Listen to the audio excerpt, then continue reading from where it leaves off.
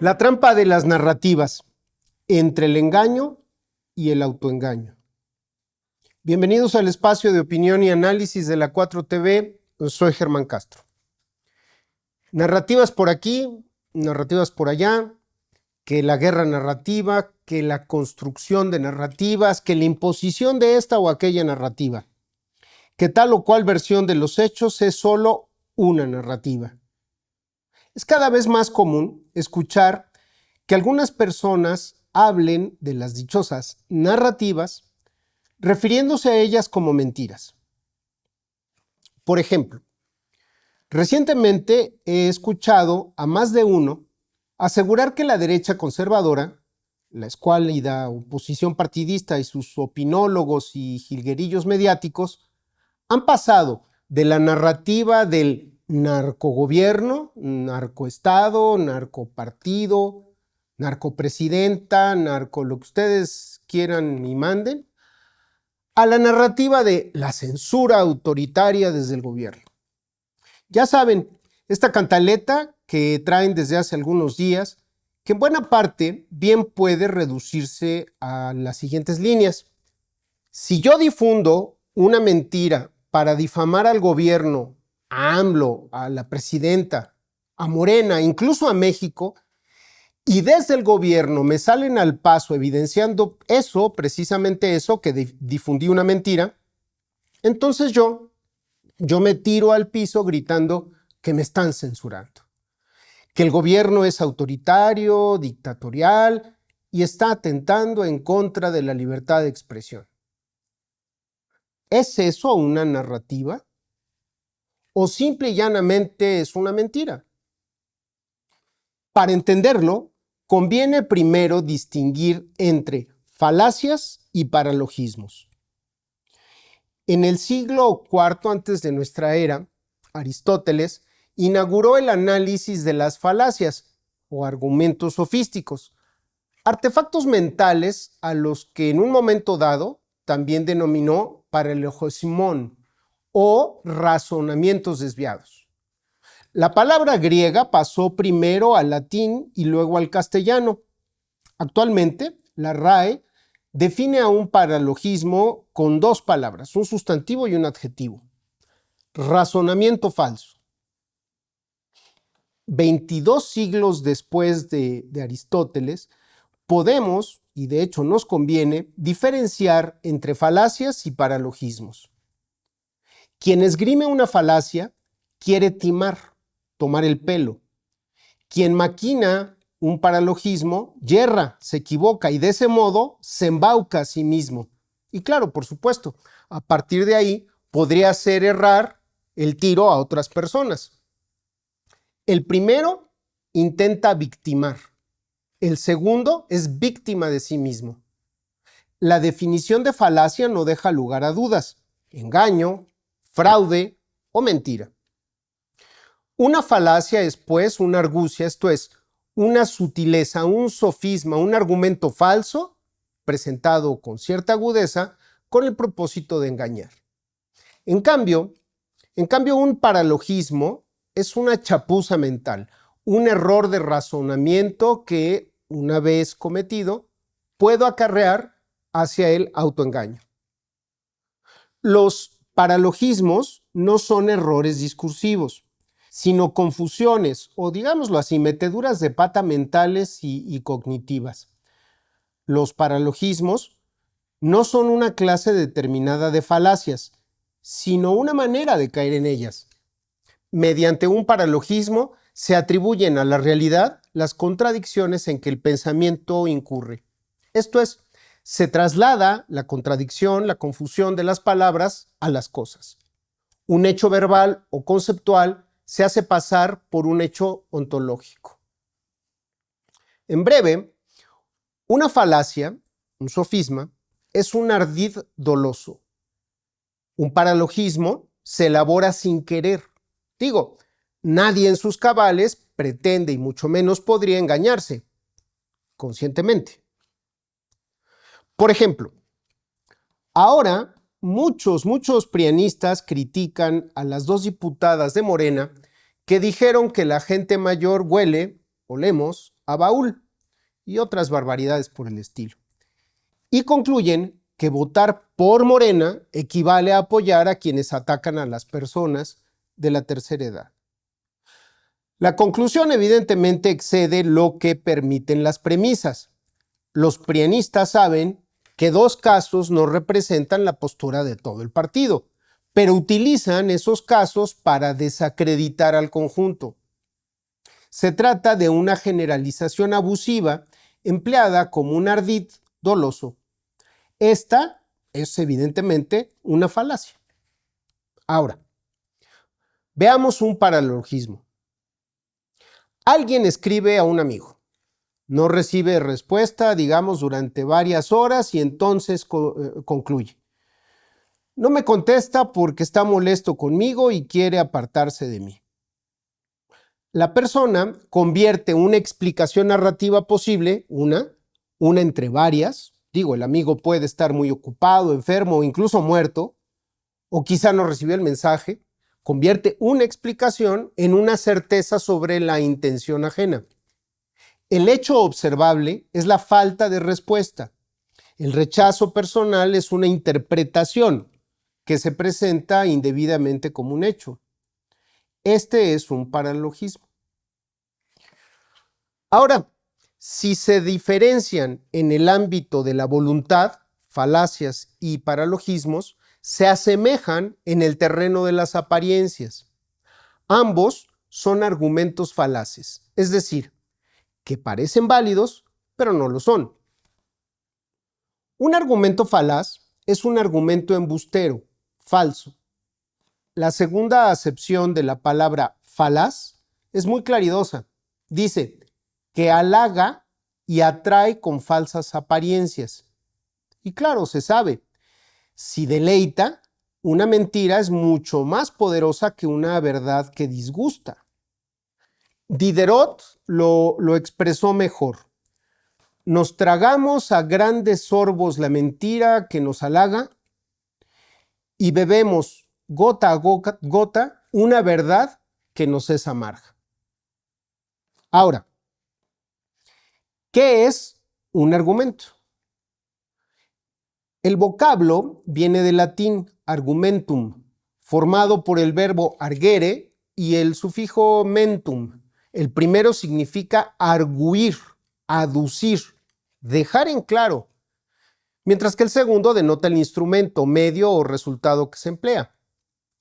El verbo latino, arguere, surgió del griego agrios, plata, y a su vez de una raíz indoeuropea muy conocida, arg, que significa brillar, aclarar, limpiar.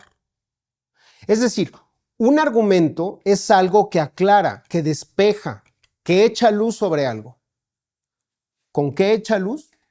Bueno, puedo responder a la pregunta echando mano de una frase que incorporaba la definición de filosofía que me enseñaron en la prepa los padres maristas, muy cartesianos ellos.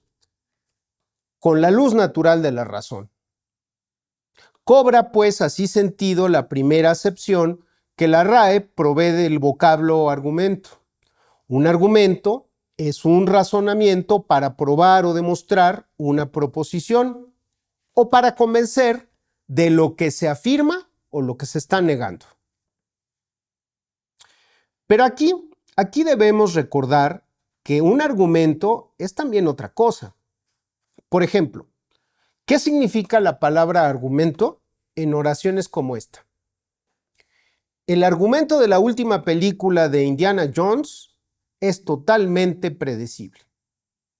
O en esta otra, el argumento de la Odisea se reduce al viaje de vuelta a Ítaca, a casa de Ulises después de la guerra de Troya.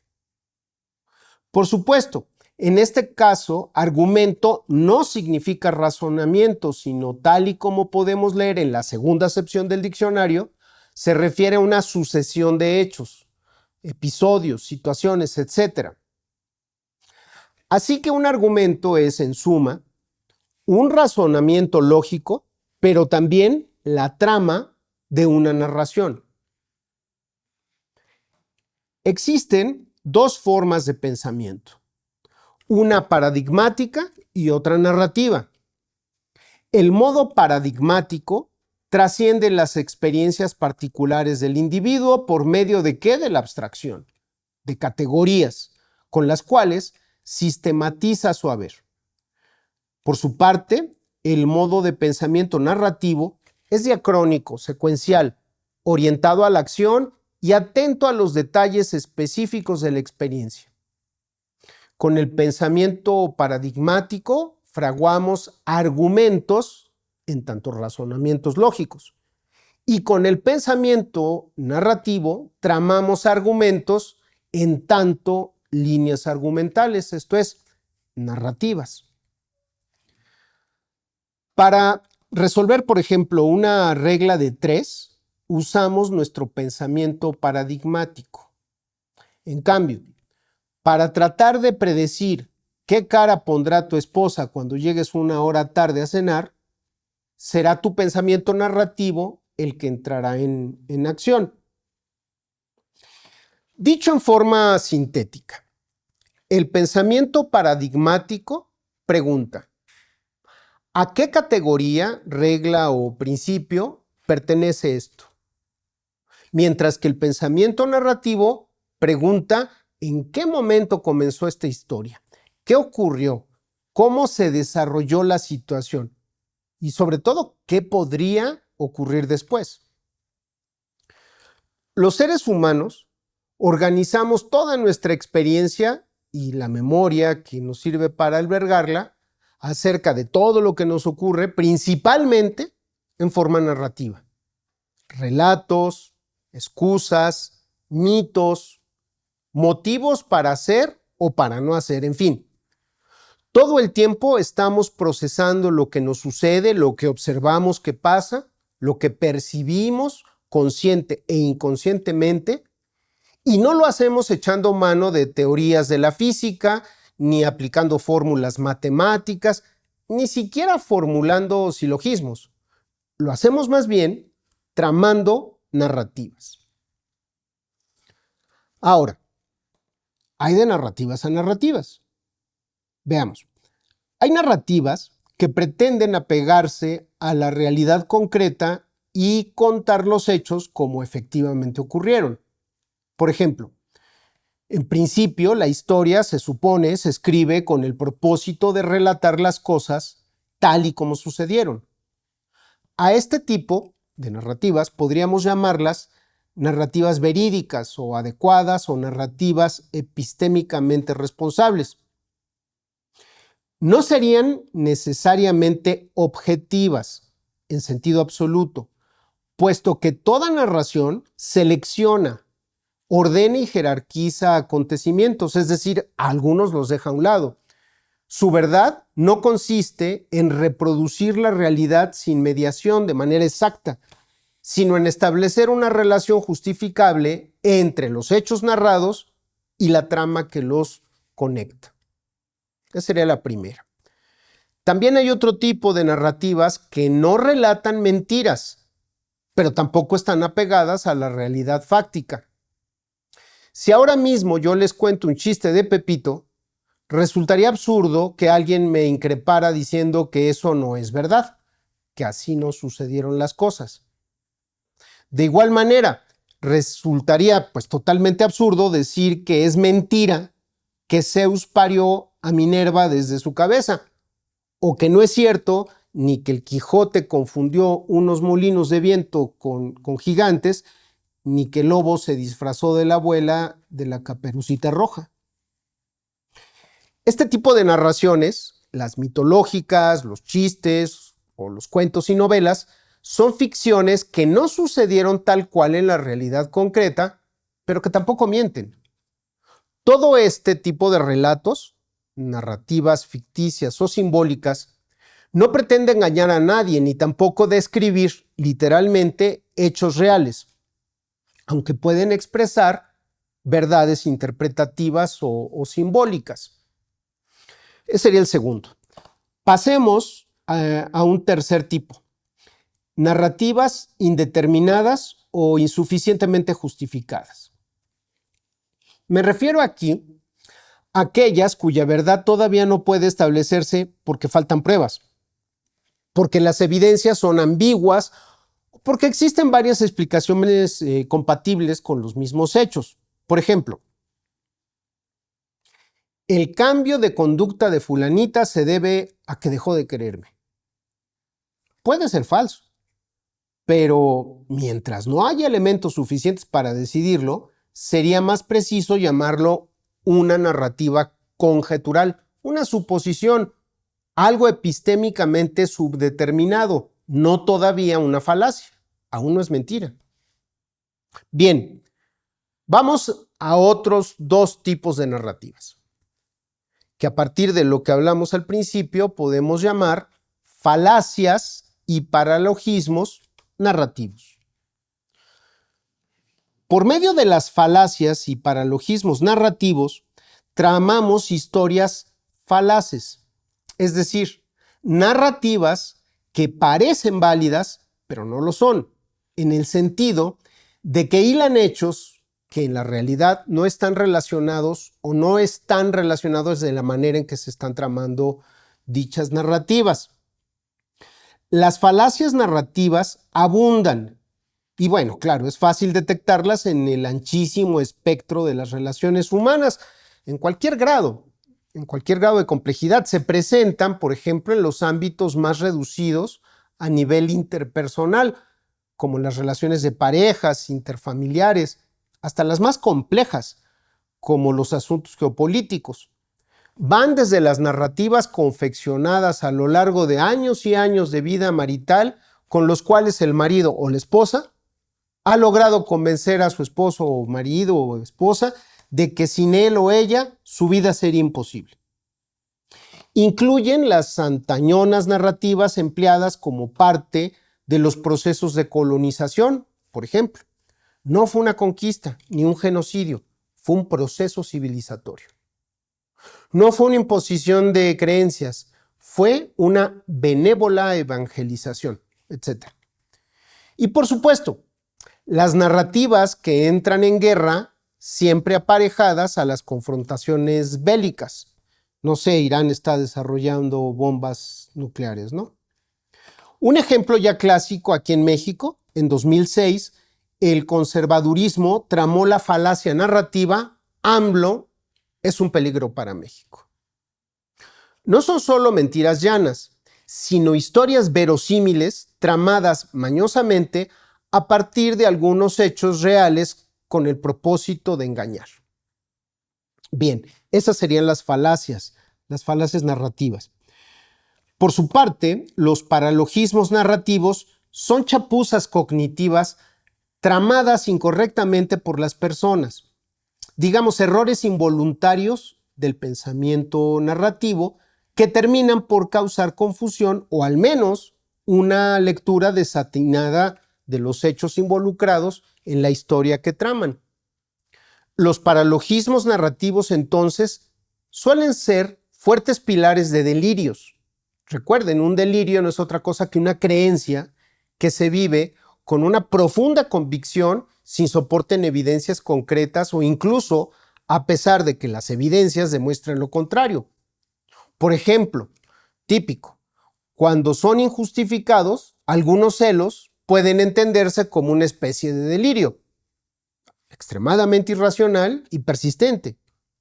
Ahora, como ocurre siempre con el pensamiento narrativo, tramamos historias a partir de una definitoria influencia cultural, al punto de que entendemos la vida a partir de estructuras narrativas arquetípicas, cuentos ya hechos. Y he ahí la peligrosidad de los paralogismos narrativos.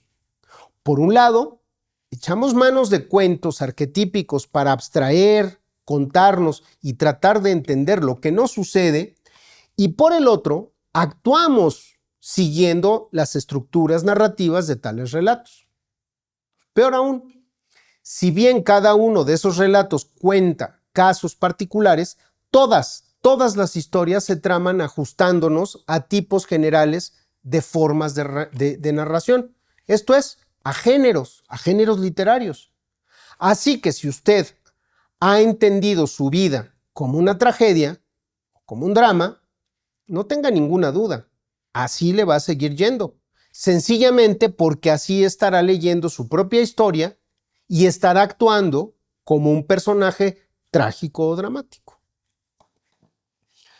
Ahora bien, todo mundo sabe que es muy común que las personas acaben creyéndose sus propias mentiras, ¿cierto? Un caso paradigmático de esto es la narrativa del México polarizado. Analicémosla muy brevemente y con eso concluyo. Quienes pregonan la narrativa del México polarizado han caído, efectivamente, muchos de ellos, en un paralogismo de manual. Al habitar en sus burbujas sociales, donde su visión del mundo es la norma, confunden la extrañeza que les causa el cambio social con una ruptura ontológica de la nación. No es que el país esté dividido en dos mitades simétricas, sino que ellos no logran procesar la pérdida de su centralidad política y cultural. Han repetido tanto la falacia de la polarización que terminaron por creérsela, convirtiéndola en el pilar de su propia identidad. Así, cómodos, incluso hasta contentos en su trinchera, prefieren abrazar el delirio de una guerra civil simbólica, una narrativa que los exonera de cualquier examen de conciencia, antes que admitir que el país cambió y que ellos, sencillamente, han quedado fuera de la trama. El paralogismo se cierra cuando, al no hallar eco en la realidad, se convencen de que el problema no son ellos, sino la supuesta barbarie del otro lado. Y así, atrapados en su propio guión, terminan siendo los únicos espectadores de un drama que, más allá de sus círculos, ya no tiene ninguna importancia.